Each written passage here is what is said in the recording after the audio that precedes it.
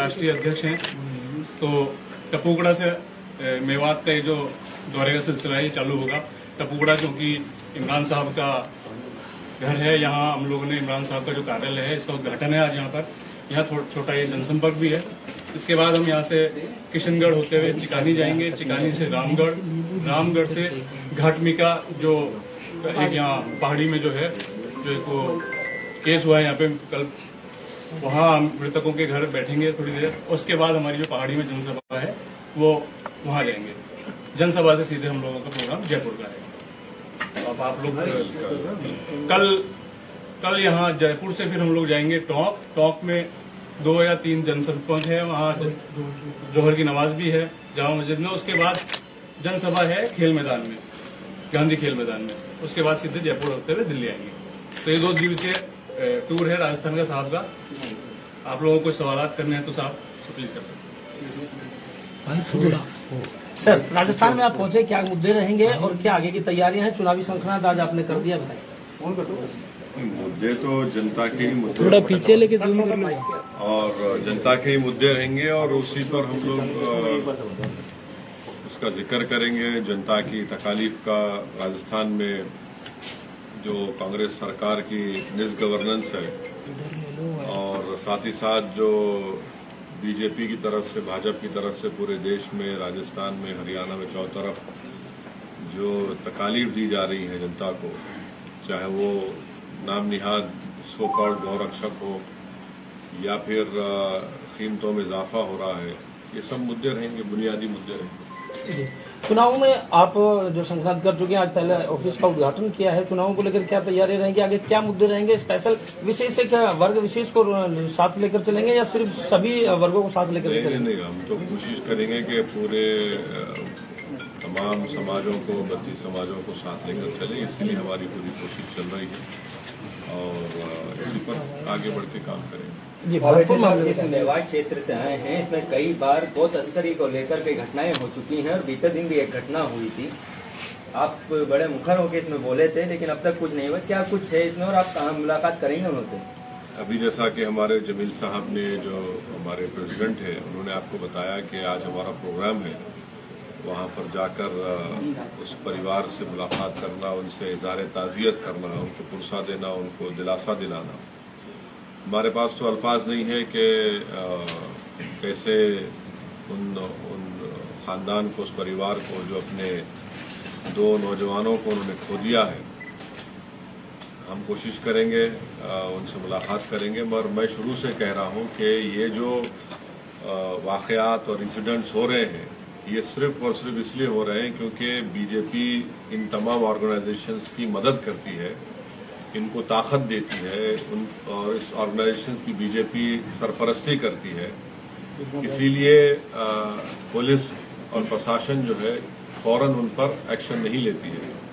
और अफसोस की ये बात है कि राजस्थान में अगर राजस्थान की सरकार जिस वक्त ये कंप्लेन की गई जुनैद और नासिर के बारे में, फौरन हरकत में आ जाती तो शायद ये लोग राजस्थान के बॉर्डर को छोड़ भी नहीं सकते थे। मानेसर से 150 किलोमीटर का सफर तय करके आना और यहाँ पर इन दोनों बच्चों को किडनैप करना, फिर उनको बेतहाशा उनको मारना और फिर उनकी जली हुई लाश और जली हुई गाड़ी मिलना, ये दर्दनाक वाकया है। ये सिर्फ मुसलमानों का या मेवात के मेओ मुसलमानों का इशू नहीं है। ये एक तमाम जो लोग रूल ऑफ लॉ पर भरोसा रखते हैं, संविधान पर भरोसा रखते हैं, उनको सोचना चाहिए। और अगर बीजेपी इसी तरह से, हरियाणा की सरकार इनकी मदद करती रहेगी, इनकी सरपरस्ती करती रहेगी, तो ये तो ठीक नहीं है। चंद दिन पहले वो जो शख्स का नाम FIR में आया है, वो कासिम पर गोली चलाता है, यूट्यूब पर उसका वीडियो है, गोली चला रहा है और कासिम जख्मी होता है, 12th स्टैंडर्ड का बच्चा है।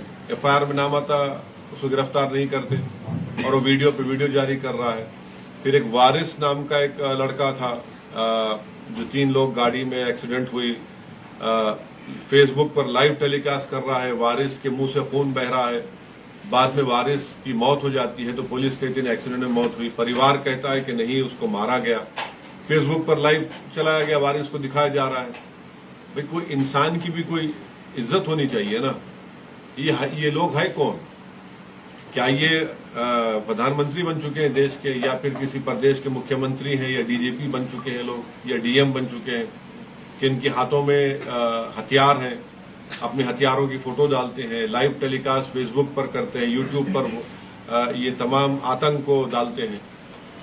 ये तो सरकार को सोचना चाहिए, सरकारों को। अगर आप इस तरह से ये जो लोग रेडिकलाइज हो चुके हैं, इनको अगर आप नहीं रोकेंगे तो फिर ये तो देश के लिए खतरा बन जाएंगे, और खतरा बन चुके हैं लोग। इस प्रकरण में जिस व्यक्ति का नाम आ रहा है उसने अपने आप का लेना देना नहीं बताया कि संगठन से कोई लेना देना नहीं। जिस व्यक्ति का इस एफआईआर में नाम आया है, इस मामले में नाम आया, उसने कहा कि हमारा कुछ लेना देना नहीं, मैं उनको जानता नहीं, इस संबंध इससे मेरा कुछ नहीं। एफआईआर में जब नाम आया है तो राजस्थान की सरकार को, हरियाणा की सरकार को उसको गिरफ्तार करके अपनी कार्रवाई करने की जरूरत है। आप गिरफ्तार क्यों नहीं कर रहे उसको? कासिम के जो गोली मारी गई उसमें उसका नाम है,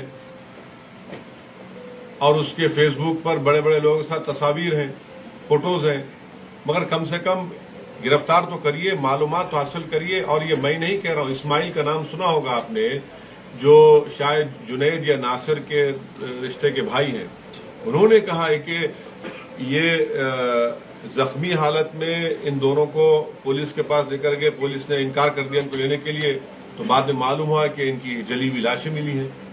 ये नासिर का कहना है, मेरा नहीं है, नासिर ने कहा है आपको, मीडिया को। जी ओवैसी साहब, मैं उसी बात को आपसे सुनना चाह रहा था। आपने कल भी ये कहा कि गवर्नमेंट ऑफ राजस्थान ने देरी की, लेकिन अगर पूरी घटना की तफसील को अगर आप देखें तो हरियाणा थाने में ये तमाम लोग पहुंचते हैं घायलों को लेकर, हरियाणा की पुलिस कोई कार्रवाई नहीं करती। दूसरी तरफ परिवार वालों ने एफआईआर लगभग 16 घंटे बाद कराई, और तब तक हरियाणा पुलिस इत्तला कर चुकी थी राजस्थान पुलिस को कि 2 लोग हैं आपके और इस तरीके से घायल है। तो ऐसे में राजस्थान सरकार अगर मुआवजा दे रही है तो आपको लगता है कहीं ना कहीं राजस्थान सरकार की गलती आपको लगी, या केवल हरियाणा पुलिस अगर तत्परता से कार्रवाई करती? मैं अपनी बात नहीं कर रहा हूं, उस पीड़ित परिवार के एक शख्स इस्माइल का वीडियो है जिसमें उन्होंने जाकर राजस्थान के मुकामी पुलिस में कंप्लेन दर्ज करवाई और उनको बताया कि देखिए मिसिंग है और फुला ढाबे से इनको किडनैप किया गया है। अगर उस वक्त वो प्रशासन हरकत में आ जाता, राजस्थान की सरकार, तो शायद वो बॉर्डर भी ना छोड़ पाते राजस्थान का, और उनको उसी वक्त रोक लिया जाता, उन बच्चों की जान को बचाया जा सकता था। ये आप तो बात की बात कर रहे हैं, या बात की बात कर रहे हैं। अगर उनको वहीं पर उनकी कंप्लेन पर सीरियसली उसको गौर किया जाता, उस पर एक्शन लिया जाता, तो आप बॉर्डर को बंद कर सकते थे, 10 चीजें कर सकते थे, आप उनका लोकेशन मालूम कर सकते थे। मगर आपने देरी कर दी, आपने कहा कि छोड़ो ये होता रहता है। नतीजा देख रहे हैं कि आज वो नौजवान बच्चे अपनी जान खो दिए। माहौल इतना तनाव में, ऐसा लगता नहीं आपको अगर आप खामा और पहाड़ी इलाके में जाएंगे तो माहौल बिगड़ सकता है, खासतौर पर लॉ एंड ऑर्डर के लिहाज से? देखिए, मेरा प्रोग्राम पहले से बना हुआ था, आप जानते हैं, ये मेरा प्रोग्राम पहले से बना हुआ था और मेरा प्रोग्राम जारी रहेगा। जब मुकामी मंत्री जा सकते हैं तो मैं क्यों नहीं जा सकता हूं? और आपको क्यों ऐसा खुदा ना खास्ता लग रहा है कि मेरे जाने से कुछ होगा? ओवैसी साहब, ये पूरा मामला गौ तस्कर वर्सेज गौरक्षक है क्या? देखिए, एक बात सुनिए, ना आपको, ना मुझे, ना इन तमाम लोगों को कानून को अपने हाथ में लेने की इजाजत है। अगर आप इजाजत दे देंगे कि तुम तय करोगे किसको पकड़ना, किसको मारना, किसको छोड़ना, तो फिर आप कोर्ट को बंद कर दीजिए, पुलिस थानों को ताला लगा दीजिए और कहिए कि बेटा आतंक फैलाओ। अगर आप ये चाहते हैं कि रूल ऑफ लॉ से देश चले, संविधान से देश चले, तो प्रशासन को, पुलिस को, कोर्ट को अपना अपना काम करने की इजाजत मिलनी चाहिए, उनको काम करने का मौका मिलना चाहिए। अगर कोई ये तय करेगा कि मैं गुंडा हूं या आप गुंडे हैं, आप तस्करी कर रहे हैं, नहीं कर रहे हैं, तो फिर पुलिस और कोर्ट की हमको जरूरत नहीं रहेगी। फिर हर कोई ये तय कर लेगा कि इसको हम गोली मारेंगे, इसको नहीं मारेंगे। तो देश चलेगा तो संविधान से चलेगा, और क्योंकि जो सरकारें हैं वो डरती है इन लोगों के खिलाफ एक्शन लेने से। ये असल वोट बैंक पॉलिटिक्स है। अभी तक जो सरकार ने मुआवजे का ऐलान किया, आप संतुष्ट हैं या आपको लगता है? देखिए सर, आपकी और मेरी और आपके परिवार वालों की जान की कीमत कोई नहीं लगा सकता, कोई नहीं लगा सकता। अब उस परिवार पर क्या गुजर रही होगी जब वो देख रहे होंगे उनके जली हुई लाशों को। आप बताइए, अगर मैं आपको बताऊं कि भाई ये जली हुई लाश और पैसे ले लो, तो वो तो बोलेंगे भाई हमको ये चाहिए था, ये जिंदा चाहिए था, इसकी औलाद है, इसके माँ बाप हैं, इसके भाई बहन है। तो ये इस चीज है कि इंसान की जान की भी कीमत कोई होनी चाहिए ना, और जान की कीमत ये कि उसको बचाया जाए। ओवैसी साहब, एक बड़ा सवाल ये भी है कि जो इस प्रकरण में 2 व्यक्तियों का नाम आया है जिनकी डेड बॉडी वहां पे मिली है जली हुई स्थिति में, उनमें से एक पर गौ तस्करी के कई सारे मामले दर्ज हैं। बिल्कुल, तो मार देंगे उसको, आप मार देंगे, आप मुझ पर भी केस कर तो गोली मार देंगे मुझे आप।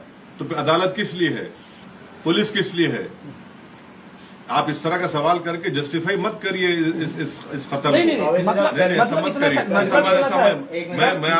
मैं आपसे बड़ी इज्जत से कह रहा हूँ, मतलब इतना सुनिए, नहीं, मैं आपसे बड़ी इज्जत से कह रहा हूँ कि भारत की पार्लियामेंट में, राजस्थान की विधानसभा में, हरियाणा की विधानसभा में सब पे केसेस चल रहे हैं। तो क्या उनकी जान की कीमत है और इनकी जान की कीमत नहीं है? ऐसा मत करिए, ऐसा मत करिए। आरोपी है, आरोपी अगर है तो कोर्ट तय करेगा। ये जालिम लोग, ये टेररिस्ट नहीं तय करेंगे ना। और जब कल एक बात सामने आई थी कि बीजेपी के जो केंद्रीय समिति उसकी तरफ से तमाम सांसदों को और मंत्रियों को ये कहा गया है कि हिंदू राष्ट्र और धार्मिक सहिष्णुता को लेकर कोई बयानबाजी ना करें जिससे कट्टरता फैलती है। क्या मजाक कर रहे हैं? यानी मजाक है ये तो। कर्नाटका में कहते हैं कि टीपू का नाम लेंगे तो मार डालेंगे। मैं टीपू का नाम लेता हूं, मार देंगे क्या? भारत में संविधान में फ्रीडम ऑफ एक्सप्रेशन है नहीं है। दिल्ली में उनका एमपी कहता है कि मुसलमानों का बॉयकॉट करो, कुछ एक्शन नहीं। उनकी भोपाल की एमपी साहिबा कर्नाटक जाकर कहती हैं कि सिर्फ घर में चाकू को तरकारी काटने के लिए इस्तेमाल मत करो, गर्दन काटो। ये धर्म, सो कॉल्ड धर्म संसद में क्या क्या बातें की जाती हैं, ये तय कर रहे हैं ना। पहले इसके बारे में बता दें।